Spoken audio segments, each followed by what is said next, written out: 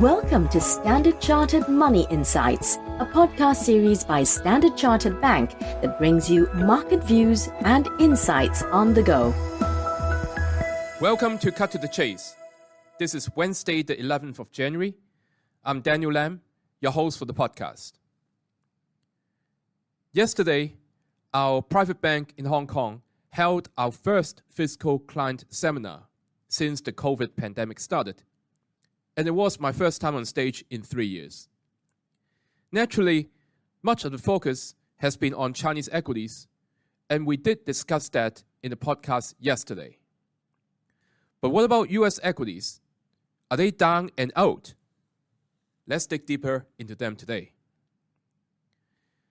Now, there has been increasing narrative on the street based on the non-farm payroll number last Friday that we may be starting to enter a sweet spot for US equities. Because employment numbers remain strong, while wage growth appears to be slowing.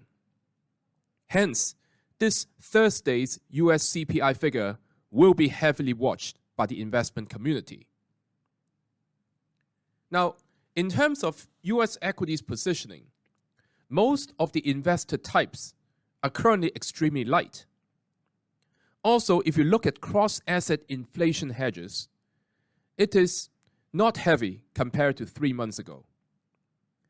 This means the risk is tilted towards the upside if there were to be a third consecutive soft print in the US CPI this week, while selling may be limited on a higher than expected CPI surprise.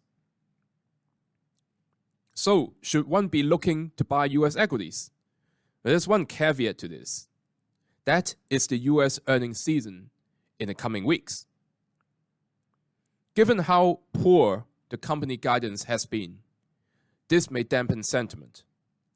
Moreover, the biggest S&P 500 companies will be in their blackout period when it comes to share buybacks, which means that any support from these investors may be in late January at the earliest. Now, looking at the technicals for S&P 500, 4100 is still a heavy level of resistance. Yes, some of the high-profile growth stocks have been beaten down, and many of them are showing signs of a double bottom. But we believe US equities is probably good for a short-term rebound only at this stage. Thus, our longer-term preference in US equities still lie in the more defensive sectors, such as consumer staples and healthcare. The cleaner trade at this moment in time is still to look to buy the dips in Chinese equities, and we did highlight some levels in yesterday's podcast.